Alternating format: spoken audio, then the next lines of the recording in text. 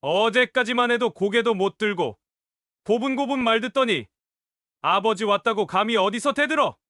착! 따귀를 때리는 소리였습니다. 죄송합니다. 떨리는 목소리. 그 목소리는 내 아들의 것이었습니다. 문 밖까지 나는 소리라니. 현관문 앞. 초인종을 누르려는 순간 들려온 소리에 제 손가락이 멈췄습니다. 보냉 가방 하나 들고 손에는 휴대폰. 지갑을 안 챙긴 걸 깨닫고 되돌아온 길이었는데 지금 생각하면 돌아오길 정말 잘했어요. 서울에서 대전까지 2시간 넘게 달려왔습니다. 결혼한 아들을 만나러요. 아들 유진이와는 한 달 넘게 제대로 통화도 못했습니다. 카카오톡 메시지는 읽고도 답이 없고 전화는 늘 지금 바빠요로 끝났죠. 결혼 생활은 잘하고 있는지 걱정됐습니다. 그래서 오늘은 기어코 내려왔습니다. 명절도 아닌데 냉장고 채울 반찬을 한가득 싸들고요. 아들이 좋아하는 소고기 장조림, 멸치볶음, 제가 직접 담근 총각김치까지 텃밭에서 딴 상추도 한 봉지 넣었습니다. 우리 유진이 쌈 좋아하거든요. 남들은 26살 아들을 이렇게 챙기는 제가 주책이라 생각할지도 모릅니다. 하지만 유진이는 조금 특별합니다. 경계선 지능이라고 IQ가 73입니다. 남들에게는 장애아처럼 보일지 모르지만 장애아는 아닙니다. 일상생활은 가능하지만 복잡한 상황 판단이나 사람 마음 읽는 것이 어려워요. 태어날 때부터 그랬습니다. 그래서 유진이는 쉽게 속고 이용당하고 그런 아이입니다. 26년간 한시도 걱정을 멈춘 적 없었지요. 도어락을 바라봤습니다. 그 집 도어락, 비밀번호는 내가 직접 설치했죠. 결혼 전 아들 명의로 등기한 집, 공증도 계약도 모든 과정을 내가 직접 챙겼습니다. 경계선 지능을 가진 아이들은 혼자 할 수 없는 일들이었으니까요. 그리고 지금 그 집에서 내 아들이 맡고 있었습니다. 삑! 문을 열었습니다. 거실 중앙. 유진이가 무릎을 꿇고 있었습니다. 볼은 빨갛게 부어 있었고 고개는 숙인 채 떨리고 있었죠. 그 앞에 서 있는 사람. 장인은 이마에 핏대를 세우고 소리치고 있었습니다. 뒤돌아 소리 지르고 있는 바람에 제가 들어온지도 모르고 있습니다. 이 모자란 놈이 시키는 것도 제때 안 하고 이젠 하다 못해 아버지 운운하며 기어오르네. 거실 뒤편 주방에서는 며느리가 고개를 돌리고 있었습니다. 아들이 맞는 걸 보고도 말리지 않았어요. 그저 시선을 피할 뿐. 유진이는 그저 이렇게 말했을 뿐이었습니다. 죄송하지만 이건 저녁 준비 다 하고 나면 하면 안 될까요? 아버지 계실 땐 제게도 예의 지켰잖아요. 그 한마디가 그 애에겐 따귀를 맞을 죄였던 겁니다. 나는 아무 말 없이 아들 쪽으로 걸어갔습니다. 장인이 나를 보더니 딱 멈췄습니다. 사돈? 가신 거 아니에요? 왜 다시 왔어요? 지금 무슨 짓이에요? 남의 집 도어락을 함부로 열고. 이 집 제가 아들 사준 겁니다. 결혼 전에 제 아들 앞으로 등기해준 집이고 도어락 비밀번호는 제가 설치했습니다. 들어올 권리도 책임도 저에게 있습니다. 나는 아들에게 다가가 그 무릎 앞에 무릎을 꿇었습니다. 떨리는 손을 잡고 이마를 맞댔습니다. 유진아 괜찮아. 아빠가 왔다. 아들은 고개만 끄덕였습니다. 말을 잇지 못했고 나는 그것으로 충분했습니다. 그때였습니다. 장인이 목소리를 높였습니다. 당신 지금 감정적으로 나올 게 아니야. 사돈이긴 해도 나도 집안 어른 아닙니까? 아니죠. 방금 전에 제 아들을 때리신 분이죠. 그게 그냥 훈육이었어요. 모자란 애는 말을 강하게 해야 해요. 지금 다시 말씀해 보시죠. 모자란 애라고 하셨습니까? 내가 눈을 마주치자 그의 어깨가 움찔했습니다. 그때 뒤에서 며느리 유진의 아내가 조심스럽게 나왔습니다. 놀란 눈빛이 아니라 들켰다는 표정이 먼저였습니다. 아버님 다시 오실 줄은. 유진이 맞는 걸 보고도 아무 말도 안 한 거니? 아니요, 그냥 아버지가 조금 화가 나셔서 그런 거예요. 나는 묻지 않았습니다. 아무 대답도 원하지 않았죠. 그저 일어섰고 아들의 어깨에 손을 얹었습니다. 유진아, 지금 당장 짐 싸. 우리 집으로 간다. 지금요? 하지만 장인어른이 화가 났어요. 괜찮아. 아버지 믿어. 지금, 당장. 아들은 고개를 끄덕이며 천천히 일어났습니다. 손이 떨렸지만 단호함이 담긴 제 목소리에 순순히 따르는 모습이었습니다. 방으로 들어가 작은 가방에 몇 가지 물건을 담기 시작했습니다. 장인은 발끈하며 외쳤습니다. 아니, 이게 무슨 일이야? 사돈, 지금 이건 무례합니다. 우리 딸과 살고 있는 사위를. 이 일 그냥 안 넘어갑니다. 누가 되든 간에 제 아들에게 손 뗀 사람은 반드시 책임지게 할 겁니다. 장인이 코웃음을 쳤습니다. 뭐 어쩌시겠다고? 꼴랑 공무원 은퇴하고 텃밭이나 키우고 있는 당신이 무슨 힘이 있다고. 나는 더 이상 그 말을 듣지 않았습니다. 두고 온 지갑을 챙기고 아들이 가방을 들고 나오자마자 현관으로 향했습니다. 유진의 손을 꼭 잡고 문을 열었습니다. 그리고 돌아보며 마지막으로 한마디를 남겼습니다. 곧 다시 찾아뵙겠습니다. 그땐 말씀 나눌 게 많겠네요. 그 순간까지 그들은 내 정체를 모른 채였습니다. 나를 그저 퇴직한 뒷방 늙은이라고 생각했겠지요. 우리는 엘리베이터를 향해 걸었습니다. 복도를 지나는 동안 아들의 어깨가 계속 떨렸습니다. 나는 그 어깨를 감싸 안았습니다. 주변은 조용했지만 내 머릿속은 수천 가지 생각으로 요동쳤습니다. 만약 오늘 지갑을 두고 오지 않았다면, 다시 와서 진실을 보지 않았더라면 이 학대는 얼마나 더 계속되었을까? 유진아, 아빠가 너를 지켜줄게. 아들은 말없이 고개를 끄덕였습니다. 아들의 눈에는 오랜만에 안도의 빛이 감돌았습니다. 서울행 KTX 안 유진이는 창밖만 바라보고 있었습니다.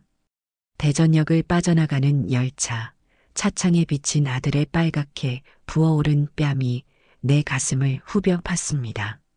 서울집에 도착했을 때는 이미 저녁 8시가 넘었습니다. 아들을 안방에 재우고 나는 부엌으로 향했습니다. 전기포트를 올리고 생강차를 끓였습니다.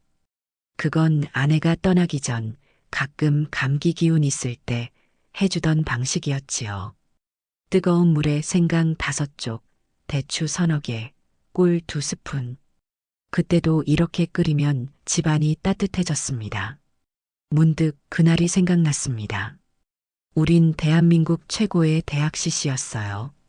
저는 고아였지만 아내는 부잣집 딸이었지요. 처가에서 결혼을 반대했지만 법대 나온 제가 검사가 되니 결혼을 허락했습니다. 영문과를 나온 아내는 외국계 회사에 취업이 되었죠. 정말 꿈이 가득하고 미래가 무서울 게 없던 젊은 시절이었습니다. 그러다 1999년생 유진이가 태어난 후 또래 아이들과는 확연히 다른 발달 상태를 보였습니다. 아내는 다른 엄마와 달리 아이를 귀찮아했지요. 원래부터 외국계 회사에서 승승장구하던 아내에게 아이는 계획에 없던 존재였습니다. 아이는 갖지 말자고 했잖아. 내 커리어가 지금 얼마나 중요한 시점인데. 임신 사실을 알았을 때부터 아내의 표정은 밝지 않았습니다. 그래도 제 간절한 마음에 못 이겨 아이를 낳기로 했지요. 고아였던 제게 핏줄은 그냥 자식 정도로 설명할 수 없는 벅찬 기쁨이었습니다. 경계선 지는? 이건 그냥 바보라는 거잖아. 이 아이 발달이 또래보다 1년 가까이 늦어요. 낮에 갔던 병원의 의사의 말에 아내는 숨이 턱 막힌 듯 진단서 위에 쓰인 단어를 바라봤습니다. 발달 지연, 정밀 검사 및 추후 경계선 지능 의심. 아내가 자기가 배 아파 낳은 아들을 두고 바보 말이 쉽게 나올 줄 몰랐습니다. 그토록 차가운 눈으로, 그토록 가볍게 말이죠. 병원에서 진단서를 펼쳐보던 아내의 얼굴이 잊히지 않습니다. IQ 73이라는 숫자 앞에서 아내는 무너져 내렸어요. 의사는 계속 말했습니다. 경계선 지능은 장애가 아닙니다. 다만 세상을 살아가기에 조금 어려움이 있을 수 있죠. 학습이 느리고 상황 판단이 어렵고 사람들에게 쉽게 이용당할 수 있습니다. 하지만 충분한 관심과 사랑이 있다면 의사의 말은 끝까지 듣지 못했습니다. 아내가 자리를 박차고 나갔으니까요. 그날 밤 아내는 여행 가방에 옷까지, 화장품, 서류들을 막 담았습니다. 분주하게 움직이는 아내의 눈에는 이미 다음 단계의 삶이 그려져 있는 듯 했습니다. 애 낳자마자 일도 줄였는데 나 망하게 하자는 거야? 미국 본사 발령까지 다른 사람에게 양보했는데 나는 못 키워. 알아서 해. 아내는 나가며 마지막으로 이렇게 말했습니다. 나 너 사랑은 했는데 병신까지 사랑할 자신은 없어. 내 커리어가 더 중요해. 그 말이 내 안에 정으로도 미움으로도 남지 않고 검은 돌덩이처럼 박혀버렸습니다. 현관문이 쾅 닫히는 소리와 함께 아내는 영원히 우리 곁을 떠났습니다. 그날 이후로 바로 이혼하고 단 한 번도 연락하지 않았고 양육비 한 푼 보내지 않았습니다. 들리는 소문에 의하면 미국으로 건너가 다시 결혼했다고 합니다. 혼자 남은 나는 아이를 안고 처음엔 출근을 포기했습니다. 그날 이후 내 인생의 퇴근 후 회식은 사라졌고 사건 기록 대신 요리법을 외우기 시작했지요. 밤새 조서를 검토하던 대신 유진이에게 식사 예절을 가르치고 인사하는 법을 연습시켰습니다. 검사라는 직업이 내 전부였던 시절도 있었습니다. IMF 때 죽어라 일했고 승진도 빨랐지요. 하지만 아내가 떠난 후 세상이 달라졌습니다. 강력부 검사로서 수많은 살인자들을 법정에 세웠지만 가장 중요한 재판은 항상 집에 있었어요. 내 아들의 미래를 지키는 재판. 이 세상에 유진이를 돌볼 사람은 나밖에 없었습니다. 새벽에 도시락 싸서 학교 보내고 퇴근길에 떡볶이 사주고 숙제 도와주고 매일 같은 말을 20번씩 설명해도 참았습니다. 다른 아이들보다 2배로 느리게 배우는 유진이 때문에 학교 상담실 문턱이 달았지요. 특수반은 아니지만 늘 보충 수업을 받아야 했습니다. 그렇게 26년. 이상하게도 내가 아이를 키운 게 아니었습니다. 유진이가 나를 키운 거였죠. 매일 아침 아빠, 오늘도 파이팅. 이라고 말하던 순수한 미소, 실수해도 괜찮아요. 아빠도 사람이니까라고 위로하던 따뜻한 마음. 그 모든 것이 차갑던 검사의 가슴에 인간다움을 채워주었습니다. 아빠 괜찮아요. 선생님이 나만 미워하는 거 아니에요. 다른 애들도 다 혼내요. 말 더듬는 유진이의 눈빛은 세상 누구보다 맑았습니다. 주변 아이들에게 괴롭힘을 당해도 그냥 웃고 넘겼지요. 그 순수함이 도리어 나를 불안하게 했습니다. 이 아이가 세상에 어떻게 살아남을까? 고등학교를 졸업하고 대학은 가지 못했습니다. 대신 직업훈련소에서 목공을 배웠어요. 손으로 하는 일은 느려도 정확했으니까요. 그러다 동네 철물점 아저씨가 유진이를 고용해 주셨습니다. 못을 분류하고 공구를 정리하고 간단한 수리를 돕는 일. 유진이에게 딱 맞는 일이었습니다. 그리고 오늘 그 애는 그 순한 눈으로 막고 있었습니다. 생강차를 들고 아들 방으로 향했습니다. 문을 열자 유진이는 잠에서 깬 듯 벌떡 일어났습니다. 다녀오셨어요, 아버님? 아직도 장인을 두려워하는 듯한 목소리. 내 심장이 찢어지는 것 같았습니다. 아니, 아빠야. 여기 우리 집이야. 아, 맞다. 집이구나. 서울. 흐릿한 눈빛이 점차 또렷해졌습니다. 창밖으로 익숙한 동네 풍경, 성북동의 작은 언덕배기와 가로등 불빛이 보였을 겁니다. 차 마실래? 생강차. 네. 감사합니다. 유진이는 조심스럽게 컵을 받아들었습니다. 손에 상처가 있었습니다. 주방 일을 하다 다친 건지 아니면 이거 어떻게 된 거야? 아들의 손목에 있는 멍자국을 가리켰습니다. 아, 이거요? 그냥 부딪혔어요. 거짓말이었습니다. 검사가 얼마나 많은 가정폭력 피해자를 만나봤는지 그 아이는 몰랐겠지요. 항상 같은 변명. 넘어졌어요. 부딪혔어요. 제가 실수했어요. 그래서 무슨 일이 있었던 거니? 유진이는 잠시 침묵했습니다. 그러다 문득 고개를 들더니 말했습니다. 아빠, 나는 왜 다들 하는 말을 못 알아듣는 거야? 그 질문이 26년 동안 수백 번은 나왔을 겁니다. 그때도 이렇게 말해줬습니다. 괜찮아. 아빠도 다 못 알아들어. 대신 너는 마음을 알아듣잖아. 바보 같죠? 나는 아들의 손을 꼭 잡았습니다. 바보 아니야. 내가 착한 거지. 그런데 장인어른이 모자란 놈, 병신이라고 했어요. 사람은 말이야, 자기보다 착한 사람을 볼 때 오히려 더 무시하는 경우가 있어. 그건 그 사람이 나쁜 거지. 내가 모자란 게 아니야. 침대 옆 탁자에는 유진이의 어릴 적 사진이 있었습니다. 첫돌 사진, 유치원 졸업식, 철물점 첫 출근 날. 그 사진들을 보며 내 마음속 결심은 굳어졌습니다. 이제 좀 자렴. 내일부터 할 일이 많아. 무슨 일이요? 무슨 일이 있었는지 정확히 알아볼 거야. 너에게 어떤 일이 있었는지. 어떻게요? 내 눈빛이 달라졌는지 유진이가 살짝 놀라는 표정을 지었습니다. 아빠는 말이야. 사람들이 거짓말할 때 표정을 읽는데 아주 능숙해. 그게 내 직업이었으니까. 검사, 맞죠? 그래. 근데 장인어른은 아빠가 그냥 회사원인 줄 알아요. 아무도 검사였던 거 몰라요. 그게 지금부터 중요한 거란다. 결혼할 때 아버지가 그냥 평범한 공무원이었다고 말하라고 하셨잖아요. 공직에서 정년퇴직한 평범한 아저씨. 그런 말 들었을 때 장인어른도 더 묻지 않았어요. 맞습니다. 결혼할 때 나는 의도적으로 내 경력을 감췄습니다.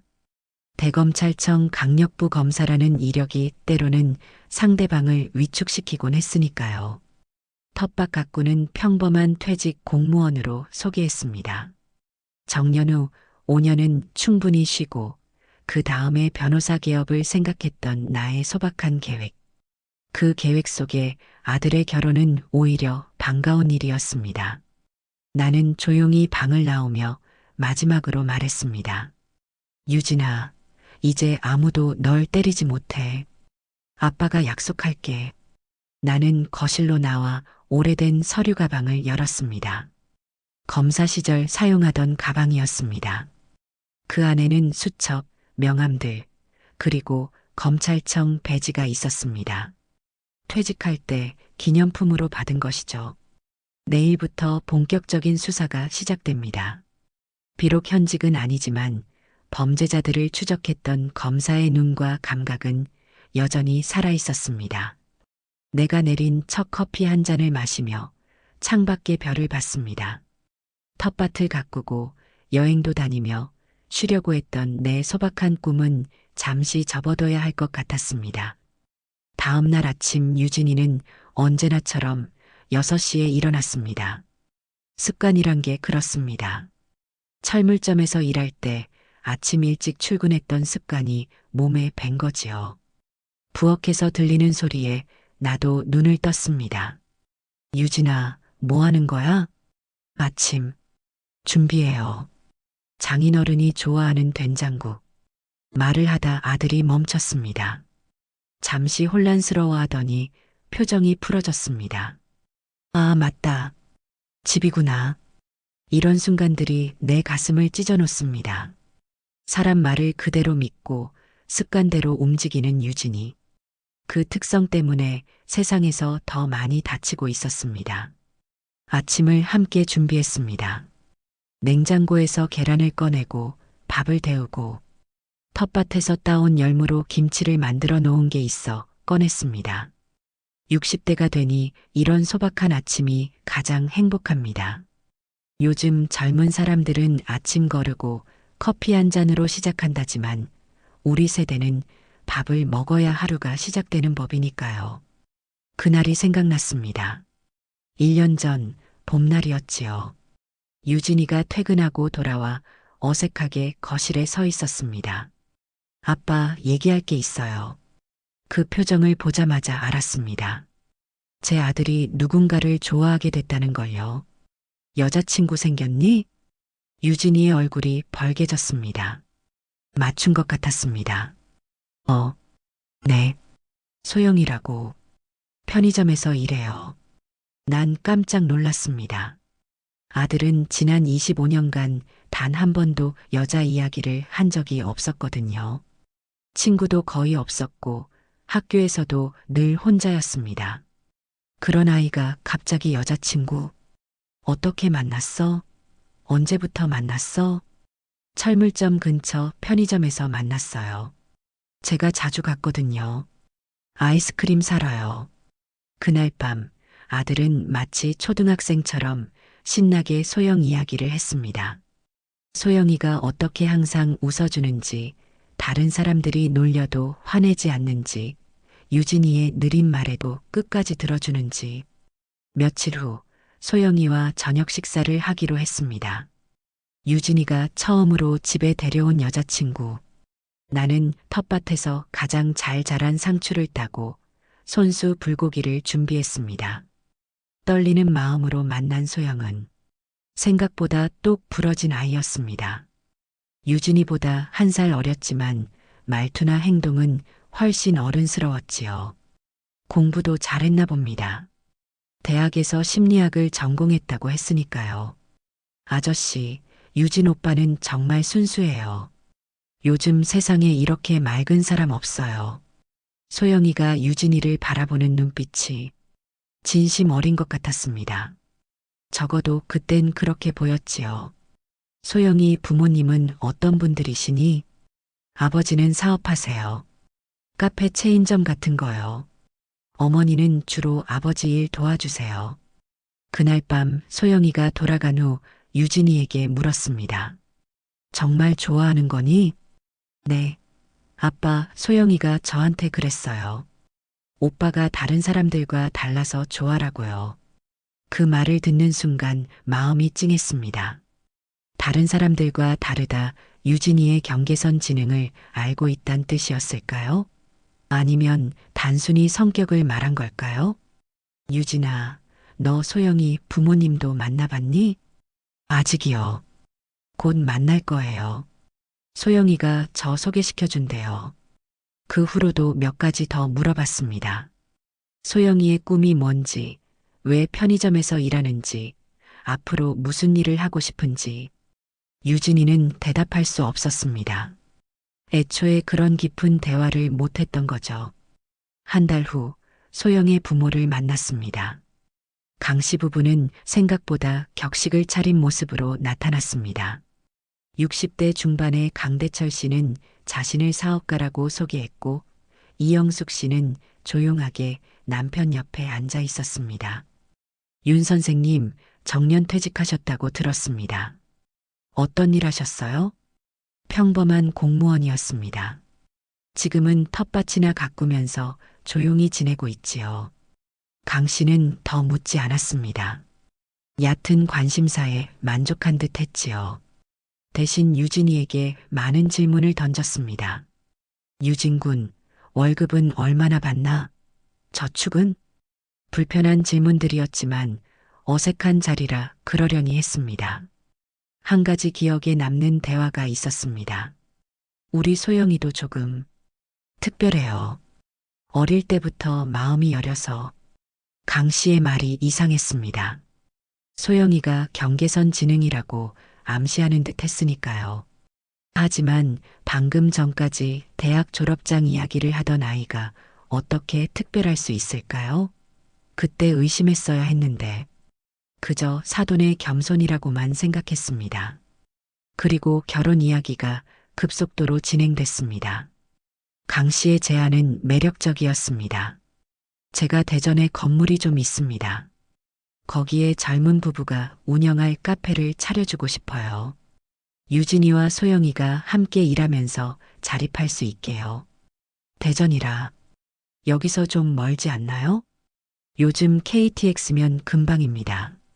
그리고 사업은 기회가 있을 때 잡아야죠. 내 마음 한구석이 망설였습니다. 하지만 유진이의 기대에 찬 눈빛을 보니 반대할 수 없었습니다. 제 아들이 누군가에게 사랑받고 인정받는 모습을 보고 싶었으니까요. 그 자리에서 결혼을 승낙했고 한 달 후 결혼식이 열렸습니다. 결혼식 날 유진이가 신랑 대기실에서 넥타이를 매지 못해 안절부절 못하던 모습이 생각났습니다. 아빠 어떻게 매는 거예요? 잊어버렸어요. 내가 다가가 넥타이를 매주었습니다. 수십 번 가르쳤는데도 중요한 순간이면 늘 잊어버리는 유진이. 그래도 그날만큼은 그 모습이 사랑스러웠습니다. 오늘 소영이한테 뭐라고 말할 거니? 예쁘다고? 네. 그리고 사랑해요라고요. 또, 평생 지켜줄게요. 그 모습이 너무 순수해 가슴이 아팠습니다. 과연 우리 유진이가 누군가를 지킬 수 있을까? 오히려 지켜줘야 할 사람인데. 그런 생각을 하는 순간 강 씨가 대기실에 들어왔습니다. 윤 선생님, 오늘부터 한 가족이네요. 이제 우리가 유진이도 아들처럼 돌볼게요. 걱정 마세요. 그 말이 왜 이렇게 서늘하게 들렸는지 이제야 알겠습니다. 이렇게 옛 생각을 하고 있는데 아들이 질문했습니다. 아빠는 왜 검사 출신이라고 안 말했어요? 장인어른한테요. 글쎄다. 사람들이 어떤 직업 가졌느냐에 너무 의미 부여하는 게 싫었나 봐. 그저 평범한 공무원 출신이라고만 했지. 사실은 그것보다 더 복잡한 이유가 있었습니다. 검사라고 하면 사람들이 위축되고 말과 행동이 달라집니다. 날 존중하는 것처럼 보이지만 실제로는 경계하는 거지요. 유진이의 장인이 될 사람에게 그런 부담을 주고 싶지 않았습니다. 그저 좋은 관계를 맺고 싶었을 뿐입니다. 아이러니하게도 그 배려가 지금의 비극을 낳았습니다. 결혼식 날 내가 행복해 보여서 나도 기뻤단다. 웨딩홀에서 신랑 유진이의 미소는 정말 환하게 빛났습니다. 결혼식 후 유진이 부부는 바로 대전으로 떠났습니다. 서울집을 빼서 제가 살 작은 집을 전세로 얻고 대전에 아들 부부에게 빌라를 마련해 주었지요. 집 구할 때도 장인이 적극적으로 나섰습니다. 자기가 알아보겠다며 내가 직접 가보는 것은 말렸죠. 지금 생각해보면 모든 게 수상했습니다. 대전에 내려가서는 어땠어? 처음엔 정말 좋았어요. 카페 오픈 준비한다고 장인어른이 가르쳐 주시고 소영이랑 데이트도 하고. 그런데 뭐가 달라졌지? 한 달쯤 지났을까요? 장인어른 가족이 우리 집에 들어오기 시작했어요. 처음엔 카페 준비하느라 밤늦게 끝나니까 편의상 잠시 같이 지내자고 하셨는데 그때부터 소영이가 달라지기 시작했어요. 어떻게? 말투가 점점 거칠어졌어요. 처음엔 오빠 사랑해라고 했는데 나중엔 이것도 못해? 이러면서 장인어른도 점점 화를 많이 내셨고 신체적인 폭력은 언제부터였어? 유진이는 고개를 숙였습니다. 손가락이 떨리더니 셔츠 소매를 걷었습니다. 그의 팔에는 여러 개의 멍 자국이 있었습니다. 어떤 것은 옅어졌지만 어떤 것은 아직 선명했습니다. 처음엔 내가 실수했을 때만 그랬어요. 커피 쏟거나 계산 틀렸을 때 소영이가 아니요. 장인어른이요. 소영이는 그냥 지켜봤어요. 나는 깊게 숨을 들이마셨습니다. 이성을 유지하려고 노력해야 했습니다. 어른이 아빠한테는 왜 말 안 했어? 장인어른이 이런 건 가족 내부 일이니까 밖에 말하면 안 된다고 하셨어요. 특히 아빠한테 말하면 아버지 심장이 약하니까 걱정할까봐. 심장이 약하다고? 그것도 거짓말이었겠지요. 젊은 시절 마라톤을 뛰던 내가 심장이 약할 리 없습니다. 그리고 저한테 돈도 많이 빌려달라고 했어요. 카페 준비한다고. 얼마나? 처음엔 500만 원. 그 다음엔 1000만 원. 그 다음부터는 잘 모르겠어요. 장인어른이 통장 관리하시겠다고 해서 나는 마른 침을 삼켰습니다. 최악의 상황을 예감했습니다. 유진아, 오늘 인터넷 뱅킹 좀 확인해 볼까? 아들은 고개를 끄덕였습니다. 내 노트북을 켜고 은행 앱에 접속했습니다. 로그인 비밀번호는 유진이의 생일이지요. 화면이 떴을 때 나는 눈을 의심했습니다. 대출 잔액 1억 8천만 원? 유진아, 이게 뭐지? 유진이는 눈이 커졌습니다. 모르겠어요, 아빠. 난 그렇게 많이 빌린 적 없어요. 그 순간 깨달았습니다. 장인과 소영이가 연루된 것은 단순한 폭력이나 학대가 아니었습니다. 이건 경제적 착취, 사기였습니다. 아마도 유진이를 내 곁에서 떼어놓은 이유도 이것이었겠지요. 서울에서 멀리 떨어진 대전에서 유진이를 착취하기 위해. 거기다 카톡 대화 내용을 확인해 보니 점점 아들의 메시지는 짧아지고 뒤로 갈수록 대답이 거의 없었습니다. 연락이 뜸해진 이유를 알 것 같았습니다. 유진아, 너 핸드폰 어디 있어? 장인어른이 갖고 계세요. 너는 어차피 못 쓰니까라면서 분노가 치밀어 올랐지만 겉으로는 침착함을 유지했습니다. 아들 앞에서 무너질 수는 없었습니다. 유진아, 혹시 다른 기억나는 일 있어? 특별히 이상했던 거. 아들은 고민하다 입을 열었습니다. 소영이가 저한테 여러 서류에 도장 찍으라고 했어요. 뭔지는 잘 모르겠어요. 그리고 장인어른이 이제 우리 가족이니까라면서 다른 문서에도 서명하라고 했어요. 보험인가? 뭔가 월급에서 공제된다고. 내 아들 명의로 대출을 끌어다 다단계에 쓴 건지 주식에 쓴 건지 알 수 없지만 엄청난 금액이 사라진 건 확실했습니다. 아빠, 나 큰일 났어요? 유진이의 눈에 두려움이 가득했습니다. 장인 밑에서 학대받던 기억이 떠올랐는지 몸이 떨리기 시작했습니다. 괜찮아, 유진아. 아빠가 다 해결할게. 어떻게요? 그 많은 돈. 걱정하지 마. 법이 우리 편이야. 나는 서랍에서 오래된 수첩을 꺼냈습니다. 강력부 검사 시절 사용하던 수사 노트였습니다. 먼지를 털고 첫 페이지를 열었습니다. 여기에 지금부터 우리가 알아낸 모든 증거를 기록할 거야. 그리고 내일 대전에 다시 가볼 거야. 아빠, 무서워요. 이번엔 달라. 아빠가 너를 지키기 위해 가는 거니까. 다음 날 아침 일찍 일어났습니다. 새벽 4시 검사 시절 중요한 수사를 앞두고 늘 깨던 시간이었죠. 몸이 기억하고 있나 봅니다. 정장을 꺼내 입으며 거울을 봤습니다. 주름진 얼굴, 흰머리가 늘어난 60대지만 눈빛은 달라졌습니다. 30년 전에 강력부 검사처럼 날카로워졌죠. 거실로 나오니 유진이가 소파에 웅크리고 있었습니다. 밤새 잠을 못 잔 듯 했습니다. 장인어른이 쫓아와서 유진이는 말을 잇지 못했습니다. 몸을 부들부들 떨고 있었죠. 괜찮아. 이제 안전해. 어깨를 감싸 안았습니다. 아빠 어디 가세요? 제 정장 차림을 보고 물었습니다. 증거를 모으러 가볼게. 저 혼자 있기 무서워요. 유진이의 목소리가 떨렸습니다. 눈빛엔 공포가 가득했습니다. 마음이 무거웠습니다.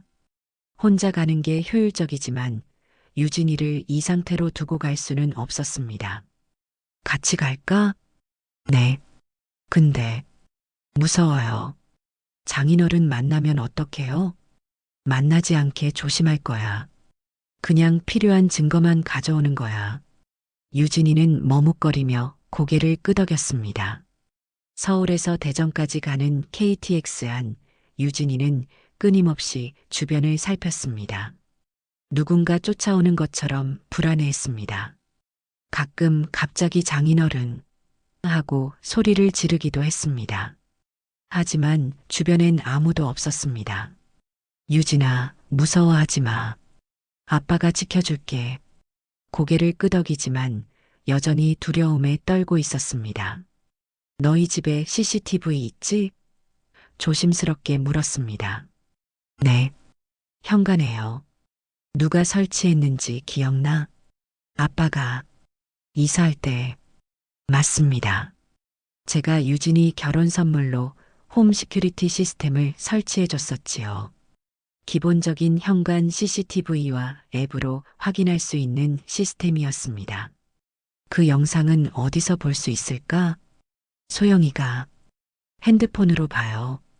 컴퓨터로도 볼 수 있니? 네. 비번은? 기억 안 나요. 유진이는 머리를 감싸쥐었습니다.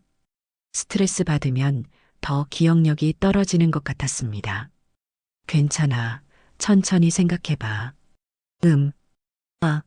제 생일. 유진이는 항상 모든 비밀번호를 자기 생일로 했습니다.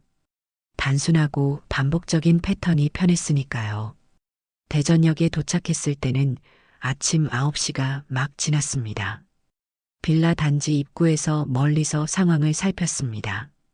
운 좋게도 사돈 가족이 모두 나오는 것이 보였습니다. 장인, 장모, 소영, 그리고 모르는 소영이의 오빠까지. 혹시 소영이 오빠가 너희 집에 같이 살았어? 네. 제 방에서요. 유진이의 목소리가 작아졌습니다. 제 침대에서 자고, 저는 소파에서. 분노가 차올랐지만 진정시켰습니다. 지금은 감정에 휘둘릴 때가 아니었습니다. 그들이 차를 타고 멀어지는 것을 확인한 후 우리는 빌라로 향했습니다. 엘리베이터를 타는 순간 유진이가 공황 상태에 빠졌습니다. 못 가요. 장인어른이. 소영이가. 유진아, 지금 그 사람들은 없어. 괜찮아. 아니에요. 집에 있을지도. 온몸이 떨리고 있었습니다. 진심으로 두려워하고 있었습니다. 그럼 내가 먼저 가볼게. 넌 여기서 기다려도 돼. 아빠만 가면 더 무서워요. 유진이가 제 팔을 움켜쥐었습니다. 결국 함께 가기로 했습니다. 유진이는 현관 비밀번호를 누르며 손이 떨려 3번이나 틀렸습니다. 4번째 시도에서야 문이 열렸습니다. 집 안으로 들어서는 순간 유진이의 얼굴이 창백해졌습니다. 이곳에서의 기억들이 밀려오는 듯 했습니다. 유진아, 괜찮아? 대답 대신 구토를 시작했습니다. 바닥에 무릎을 꿇고 계속 토했습니다. 집이 주는 트라우마가 너무 심했던 겁니다. 등을 쓸어주며 진정시켰습니다. 괜찮아. 아빠가 있잖아. 현관에 신발을 두지 않고 쇼핑백에 담아서 들고 들어갔습니다. 검사 시절 몰래 현장 검증할 때 저의 습관이지요. 집안은 놀랍도록 깨끗했습니다. 마치 전시장 같았습니다. 하지만 유진이의 흔적은 거의 보이지 않았습니다. 아들들의 물건들, 사진들, 어디에도 없었습니다. 유진아, 내 물건들은 어디 있니? 저기, 손가락으로 작은 방을 가리켰습니다. 문을 열자 충격적인 광경이 펼쳐졌습니다. 좁은 공간에 유진이의 모든 물건이 쓰레기처럼 던져져 있었습니다. 옷가지, 책, 신발, 심지어 결혼식 사진까지 마치 유진이의 존재 자체를 지우려는 듯 했습니다. 컴퓨터는 어디 있니? CCTV 영상 확인해 보자. 저기요. 거실 구석의 작은 책상을 가리켰습니다. 컴퓨터를 켜고 홈 시큐리티 앱에 접속했습니다. 비밀번호를 입력하자 영상 목록이 나왔습니다. 마지막 영상은 어제 저녁이었습니다. 이전 날짜들로 거슬러 올라가기 시작했습니다. 아빠, 저 소리 들려요? 놀라서 고개를 들었습니다. 멀리서 도어락 비밀번호를 누르는 삐삐 소리가 들렸습니다. 누군가 돌아오고 있었습니다. 유진아, 조용히 해. 누군가 오고 있어. 유진이의 얼굴에서 핏기가 싹 가셨습니다. 온몸이 부들부들 떨기 시작했습니다. 일단 컴퓨터를 끄고 모든 흔적을 지웠습니다. USB에 영상 몇 개만 급히 복사했습니다. 충분한 증거는 아니었지만 무언가는 확보해야 했습니다. 어디 숨을 수 있을까? 유진이는 대답 못하고 그저 공포에 질린 채 얼어붙어 있었습니다. 빠르게 주변을 살폈습니다. 작은 방 옆 창문이 있었습니다. 비상계단이 있는 것 같았습니다. 저기로 나가자. 창문을 열고 유진이를 먼저 밀어냈습니다. 그러고 나서 제가 나가려는 순간 현관문이 열렸습니다. 재빨리 창문을 닫았지만 완전히 닫히진 않았습니다. 작은 틈이 남았지만 더 이상 시간이 없었습니다. 발소리가 가까워지고 있었습니다. 비상계단에 숨은 우리는 숨도 못 쉬고 기다렸습니다. 유진이는 제 가슴에 얼굴을 묻고 있었습니다. 무슨 일이지? 왜 갑자기 돌아온 걸까요? 창문 틈으로 소영이 거실을 둘러보는 모습이 보였습니다. 며느리는 무언가를 찾는 듯 했습니다. 오빠, 지갑 못 찾겠어. 아버지 빨리 찾아오라고 하시는데. 아무도 대답이 없자 소영은 작은 방으로 향했습니다. 그때였습니다. 그녀의 시선이 반쯤 열린 창문에 머물렀습니다. 창문을 안 닫고 나갔나? 심장이 멎는 줄 알았습니다. 그녀는 천천히 창문으로 다가왔습니다. 우리는 재빨리 비상계단을 한층 내려갔습니다. 유진이는 너무 떨려서 제대로 계단을 내려오지 못했습니다. 제가 아들을 거의 들다시피 했습니다. 소영이 창문을 열고 내다봤지만 다행히 우리는 보이지 않는 위치에 있었습니다. 잠시 후 창문이 닫히는 소리가 들렸습니다. 오빠, 이상한데? 창문이 열려 있었어. 그리고 잠시 후 현관문이 닫히는 소리가 들렸습니다. 그들이 떠난 것 같았습니다. 하지만 우리는 15분 이상 그 자리에 숨어 있었습니다. 유진이는 계속해서 떨고 있었습니다. 이제 괜찮아. 가자. 겨우 빌라 밖으로 나왔을 때 유진이는 다리에 힘이 풀려 주저앉았습니다. 아빠, 죄송해요. 제가 너무 겁쟁이라. 아니야. 내 잘못 아니야. 정상적인 반응이야. 겨우 확보한 USB 하나, 그리고 유진이의 방에서 급히 꺼낸 일기장 한 권. 충분한 증거는 아니었지만 시작점으로는 충분했습니다. 기차에 오르자마자 유진이는 지쳐 잠들었습니다. 그 틈에 확보한 USB를 노트북에 꽂아 영상을 확인했습니다. 몇 개 안 되는 영상이었지만 그 안에서도 충격적인 장면들이 있었습니다. 한 영상에서는 장인이 유진이의 목을 잡고 벽에 밀쳐붙이는 모습이 있었습니다. 다른 영상에서는 소영의 오빠가 유진이를 앉혀놓고 서류에 서명하게 강요하는 장면. 심지어 소영도 옆에서 빨리 사인해라고 재촉하고 있었습니다. 급히 꺼낸 일기장을 펼쳐봤습니다. 단순한 문장들이었지만 그 안에 진실이 담겨 있었습니다. 오늘도 맞았다. 내가 바보라서 그런가 보다. 소영이가 달라졌다. 더 이상 웃지 않는다. 오빠가 또 서류에 도장 찍으라고 했다. 뭔지 모르겠다. 아빠한테 전화하고 싶은데 폰을 못 쓰게 한다. 마지막 페이지에는 떨리는 글씨로 적힌 문장이 있었습니다. 아빠, 살려주세요. 그 글씨를 보는 순간 눈물이 흘렀습니다. 검사 시절 어떤 잔혹한 범죄 현장에서도 울지 않았는데 내 아들의 작은 외침 앞에서 무너졌습니다. 서울로 돌아오는 기차 안에서 잠에서 깬 유진이가 물었습니다. 아빠, 제가 정말 바보예요? 아니, 유진아. 넌 바보가 아니야. 근데 왜 사람들이 저를 이용하려고 해요? 세상에는 남의 착함을 이용하는 사람들이 있어. 하지만 그건 내 잘못이 아니야. 내가 착하다는 건 약점이 아니라 강점이야. 유진이는 한참을 생각하더니 말했습니다. 아빠, 법이 저를 지켜줄까요? 그럼. 법은 약자를 지키기 위해 존재하는 거야. 집에 도착해서 유진이는 자기 방에 들어가 곧바로 잠들었습니다. 나는 확보한 증거들을 정리했습니다. 영상, 일기장, 그리고 유진이의 증언. 부족했습니다. 더 많은 증거가 필요했습니다. 인터넷을 검색해보니 상생 네트워크라는 다단계 판매 회사가 나왔습니다. 장인이 운영하는 회사였습니다. 불만 사례가 여럿 있었습니다. 투자금 사기, 허위 광고, 강압적 판매 등의 키워드가 눈에 띄었습니다. 더 깊이 파고들자 더 충격적인 사실이 나왔습니다.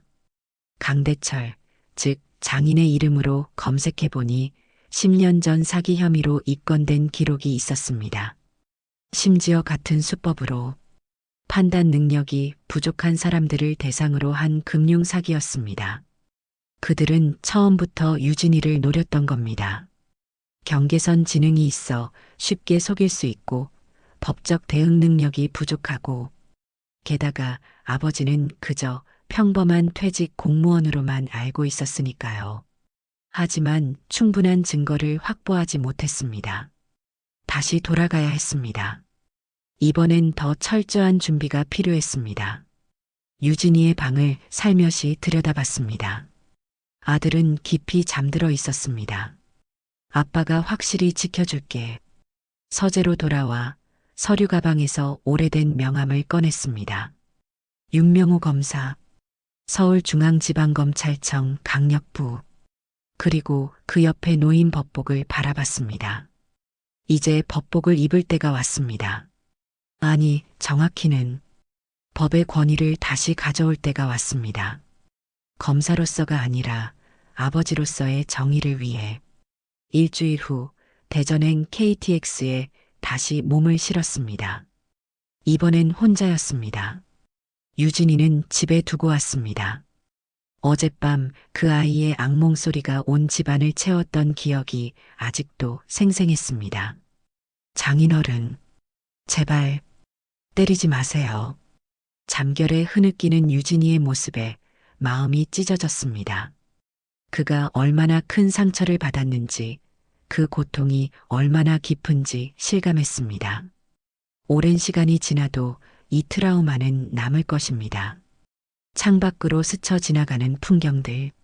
초임 검사 시절 이 열차를 타고 지방 출장을 다니던 기억이 났습니다. 그때는 정의를 향한 뜨거운 열정이 있었지요. 시간이 흐르며 그 열정은 현실과 타협하고 제도에 길들여지고 마침내 퇴색되었습니다. 하지만 지금은 다릅니다.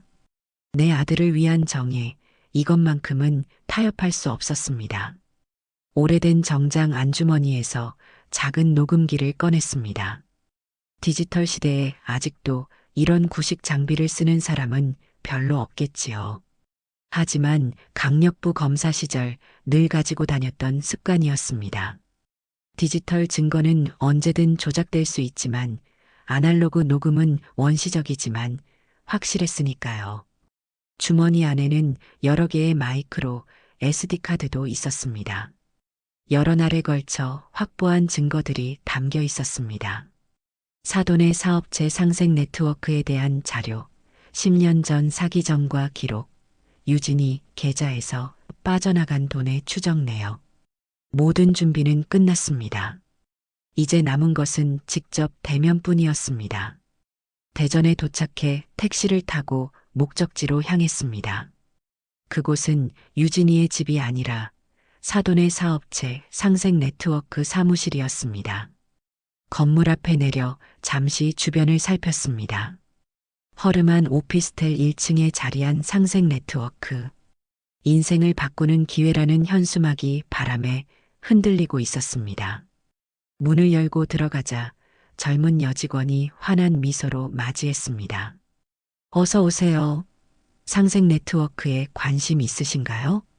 아니요, 강대철 씨를 만나러 왔습니다. 강 대표님은 약속이 있으신데 혹시 미리 예약하셨나요? 가족 일로 왔습니다. 윤명호라고 전해주세요. 여직원은 의아한 표정을 지었지만 안쪽 사무실로 들어갔습니다. 잠시 후 그녀가 돌아와 말했습니다. 안쪽으로 들어오시래요. 사무실 안은 전형적인 다단계 판매 회사의 모습이었습니다. 벽에는 고액 달성자들의 사진과 명언들이 붙어 있었고 회의 테이블에는 화려한 브로셔들이 늘어져 있었습니다. 안쪽 방에서 강대철이 나왔습니다. 그는 여전히 자신만만한 표정이었지만 눈빛에서 경계심이 느껴졌습니다. 사돈 양반, 갑자기 웬일이세요? 유진이는요? 유진이는 집에 있습니다. 아, 그래요? 우리 소영이가 많이 보고 싶어 하는데. 그의 뻔뻔한 태도에 분노가 치밀었지만 감정을 누르고 차분히 대답했습니다. 소영이가 유진이를 진심으로 생각했다면 좋겠군요. 강대철은 잠시 긴장한 기색을 보이더니 곧 웃음을 지으며 말했습니다. 그럼요. 사위니까 당연히 아끼죠. 그런데 갑자기 찾아오신 이유가 한 가지 드릴 말씀이 있어서요. 네, 말씀하세요. 여기서 말하긴 좀 그렇고 개인적인 얘기라. 강대철은 잠시 주저하더니 직원들에게 밖에 나가 있으라고 손짓했습니다. 직원들이 나가고 사무실에 우리 둘만 남았습니다. 자, 이제 말씀하세요. 나는 천천히 가방을 열었습니다. 서류 몇 장을 꺼내 테이블 위에 펼쳤습니다. 이게 뭡니까? 강대철이 물었습니다. 유진이 명의로 대출받은 내역입니다. 1억 8천만 원. 그리고 이건 유진이 계좌에서 상생 네트워크로 입금된 내역. 그리고 이건 강 사장님 계좌로 옮겨진 금액. 강대철의 얼굴이 굳어졌습니다. 이게 무슨 소리요? 그건 다 유진이가 알고 동의한. 이건 CCTV 영상입니다. 유진이가 폭행당하는 장면, 협박받는 장면, 강제로 서명하는 장면. 강대철의 표정이 완전히 변했습니다. 눈에 핏발이 서더니 갑자기 소리를 질렀습니다. 그래서 뭐 어쩌겠다는 거요? 그딴 증거 누구한테 보여줄 건데? 당신 아들이 얼마나 멍청한지 세상이 다 알게. 그런 바보 같은 아들 둔 걸 창피하게 생각해야지. 그의 말이 제 가슴을 찔렀습니다. 하지만 이런 자극에 넘어갈 수는 없었습니다. 그런 생각입니까? 경계선 지능을 가진 사람을 이용해도 괜찮다고요? 세상이 그렇게 돌아가는 거요. 약한 자는 당하는 거야. 정말 바보 같은 놈이라니까. 돈만 보여주면 뭐든 자발적으로 사인하고 말이야. 난 잘못 없다니까? 강대철은 비웃듯 말했습니다. 그의 말 한마디 한마디가 녹음되고 있다는 사실을 그는 모르고 있었습니다. 그럼 강 사장님은 유진이가 바보라서 이용하기 쉬웠다. 그렇게 인정하시는 겁니까? 당연하지. 아니면 왜 우리 딸을 그런 멍청이랑 결혼시키겠어요? 처음부터 계획된 거예요. 순진하고 판단력 없는 사람, 부모 재산 물려받을 사람. 딱 좋은 표적이었지. 그렇군요. 모든 게 처음부터 계획된 사기였다. 사기라니요. 그냥 비즈니스죠. 세상에 공짜는 없어요. 당신도 알잖아요. 그 아들 혼자선 아무것도 못한다는 거. 평생 누군가 뒷바라지해줘야 할 텐데 우리가 좀 이용한다고 뭐가 어때요? 나는 천천히 일어섰습니다. 이제 충분했습니다. 한 가지 궁금한 게 있습니다. 제가 누군지 알고 계세요? 뭐, 퇴직한 공무원이라고 하지 않았어요? 맞습니다. 공무원이었죠. 하지만 어떤 공무원이었는지는 말씀드리지 않았던 것 같네요. 주머니에서 낡은 명함을 꺼내 테이블 위에 올려놓았습니다. 서울중앙지방검찰청 강력부 검사 윤명호였습니다. 강대철의 얼굴이 창백해졌습니다. 검사라고요? 네, 30년간 검사로 일했습니다. 사기꾼들, 강도들, 살인자들, 수없이 많은 범죄자들을 법정에 세웠지요. 특히 경제범죄에 관해서는 나름 전문가였습니다. 강대철은 의자에 털썩 주저앉았습니다. 그의 얼굴에서 모든 혈색이 사라졌습니다.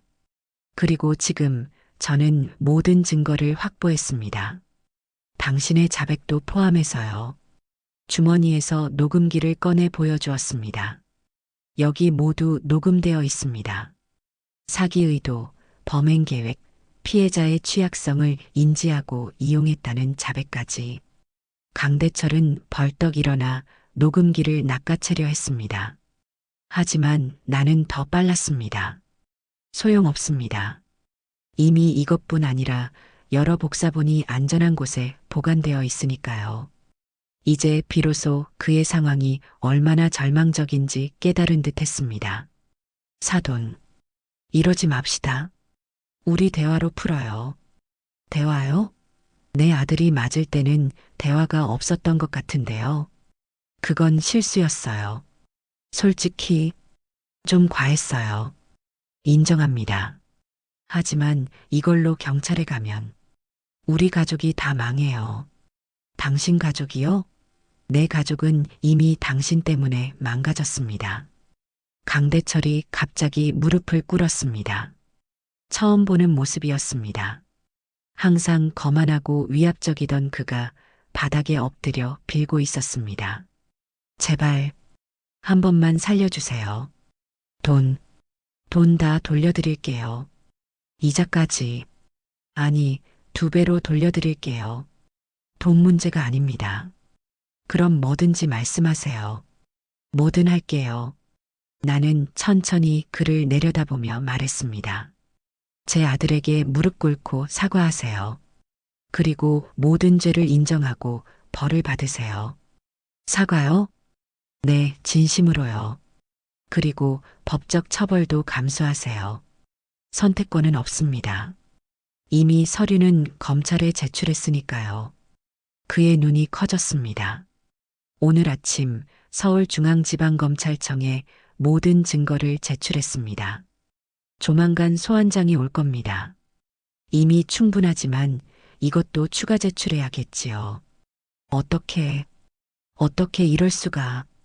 검사 생활 30년이면 아는 사람이 좀 있습니다. 특히 지금 강력부에 있는 박 검사는 제 후배죠. 사건을 직접 맡겠다고 하더군요. 어떤 사건보다 빠르게 진행될 겁니다. 강대철은 이제 완전히 무너진 표정이었습니다. 그가 중얼거렸습니다. 그래도 합의하면 합의는 없습니다. 범죄자가 피해자에게 합의하자고 제안할 위치가 아니라고 생각합니다. 나는 가방을 집어들었습니다. 이제 할 일은 끝났습니다. 저는 이만 가보겠습니다. 그리고 부탁 하나만 더 할게요. 뭐죠? 앞으로 내 아들 이름 입에 올리지 마세요. 사무실을 나서는데 현관에서 소영과 마주쳤습니다. 당황한 얼굴로 나를 쳐다봤습니다. 아버님, 여긴 어쩐 일로? 내 아버지와 할 얘기가 있어서. 소영이 불안한 표정으로 물었습니다. 유진 오빠는 어디 있어요? 며느리의 말투와 표정에서 진심을 읽기 어려웠습니다. 정말 걱정하는 건지 아니면 또 다른 계략인지. 내가 그걸 궁금해할 자격이 있을까? 아버님, 그게 무슨. 내 아버지에게 물어봐. 그리고 너도 각오해. 공범으로 조사받게 될 테니까. 소영의 얼굴이 하얗게 변했습니다. 아무 말도 못하고 그저 서 있었습니다. 그날 밤 오랜만에 평온한 잠을 잤습니다. 내일은 법정 준비를 위해 또 바쁜 하루가 될 테지만 오늘만큼은 쉬고 싶었습니다. 거실 탁자 위에는 오래된 검사 배지가 놓여 있었습니다. 퇴직할 때 기념품으로 받은 것이죠. 이제 그 배지는 단순한 기념품이 아니라 내 아들을 지키기 위한 상징이 되었습니다. 정의는 때로 더디게 움직입니다. 하지만 반드시 움직입니다. 그리고 이번엔 제가 직접 그 정의를 움직이게 할 것입니다. 2달이 지났습니다. 강대철과 소영, 그리고 그녀의 오빠는 모두 실형을 선고받았습니다. 사기, 폭행, 강요, 금융범죄 등 여러 혐의가 인정되었지요. 판결문에는 취약한 피해자의 상태를 인지하고 계획적으로 이용한 점이 특히 가중 요소로 언급되었습니다. 법적 문제는 일단락되었지만 마음의 상처는 그렇게 쉽게 치유되지 않았습니다. 유진이는 여전히 악몽에 시달렸고 낯선 사람을 만나면 극도로 불안해했습니다. 그래서 우리는 심리 상담을 받기 시작했습니다. 윤 선생님, 유진 씨의 경우는 단순한 트라우마를 넘어서는 문제입니다. 심리 상담사가 말했습니다. 경계선 지능을 가진 사람이 겪는 상처는 일반인보다 더 깊고 오래갑니다. 치유에는 시간이 필요해요. 얼마나 걸릴까요? 개인차가 있지만 최소 6개월, 어쩌면 몇 년이 걸릴 수도 있어요. 하지만 중요한 건 유진 씨가 안전한 환경에서 점진적으로 회복하는 거예요. 그 말을 들으며 큰 결심을 했습니다. 퇴직 후 계획했던 변호사 개업은 잠시 미루기로 했습니다. 지금 제 아들에겐 아버지가 필요했으니까요. 대신 우리는 서울 근교로 이사했습니다. 도시의 번잡함을 벗어나 자연과 가까운 곳, 넓은 마당이 있어 텃밭을 가꿀 수 있는 집을 구했습니다. 유진이는 처음엔 낯선 환경에 적응하기 어려워했지만 점차 새 집을 좋아하기 시작했습니다. 이사한 지 석 달째 되던 날 특별한 손님이 찾아왔습니다. 박 검사였습니다. 제 후배로 이번 사건을 담당했던 검사였지요. 선배님 근황이 궁금해서요. 그리고 유진 씨도 보고 싶었고요. 마당에 앉아 차를 마시며 이야기를 나눴습니다. 박 검사는 강대철의 다단계 조직이 완전히 와해되었고 다른 피해자들도 속속 나타나 고소를 제기하고 있다고 말해주었습니다. 윤 검사님, 이번 일이 언론에 많이 보도되면서 경계선 지능에 대한 사회적 관심이 높아졌어요. 복지부에서 관련 지원 사업을 확대하겠다고 발표했고 몇몇 국회의원들은 법적 보호 장치를 마련하겠다고 나섰어요. 그거 다행이네. 네. 그리고 이건 제 개인적인 생각인데 선배님께서 이 분야에서 활동하시면 어떨까 해요. 경험도 있으시고 법조계 지인들도 많으시잖아요. 박 검사의 제안이 계속 머릿속에 맴돌았습니다.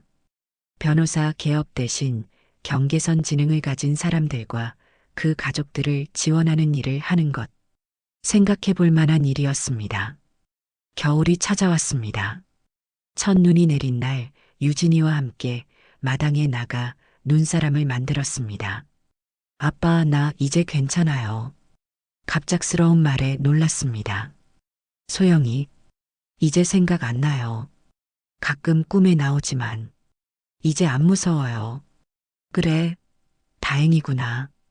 그리고 아빠, 나, 나중에 목공소에서 일하고 싶어요. 철물점에서 배웠던 거, 기억나요? 나무로 뭔가 만드는 거 좋아해요. 유진이의 말에 감동했습니다. 아들이 미래를 생각하기 시작했다는 것, 그것만으로도 큰 진전이었습니다. 그래, 좋은 생각이야. 내일 근처 목공소 한번 알아볼까? 유진이는 환하게 웃었습니다. 오랜만에 보는 순수한 미소였습니다. 한편 저도 새로운 시작을 준비하고 있었습니다. 박 검사의 제안을 받아들여 경계선 지능 권익보호센터를 설립하기로 했습니다. 30년간의 법조인 경험을 살려 유진이처럼 세상에서 쉽게 상처받는 사람들을 도울 수 있는 일이었습니다. 아빠, 그 센터에 나도 도울 수 있어요? 물론이지. 내가 가장 중요한 상담원이 될 거야. 나요? 내가 뭘 할 수 있는데요? 유진아, 너는 경계선 지능이 어떤 건지 직접 경험한 사람이야. 내가 느끼는 것, 내가 어려워하는 것, 그런 이야기들이 다른 사람들에게 큰 도움이 될 거야. 유진이는 처음으로 자신의 상태를 유용한 것으로 인식하는 것 같았습니다. 아들의 눈빛이 빛났습니다. 이제 우리의 상처는 천천히 아물고 있습니다. 앞으로도 어려움은 있겠지만 이제 우리는 알고 있습니다. 어떤 어둠이 찾아와도 서로를 지키는 한결국 빛은 다시 찾아온다는 것을, 그리고 때로는 가장 큰 상처를 통해 가장 소중한 진실을 배운다는 것을. 오늘 이야기가 마음에 드셨다면 좋아요와 구독, 알람 설정 잊지 마세요. 또 이야기를 보시고 마음에 남은 장면이 있으셨다면 댓글로 나눠주세요. 선생님의 한마디가 또 다른 분께 깊은 울림이 될 수 있습니다. 늘 감사합니다. 건강이 최고입니다. 하루 한번 운동 잊지 마셔요.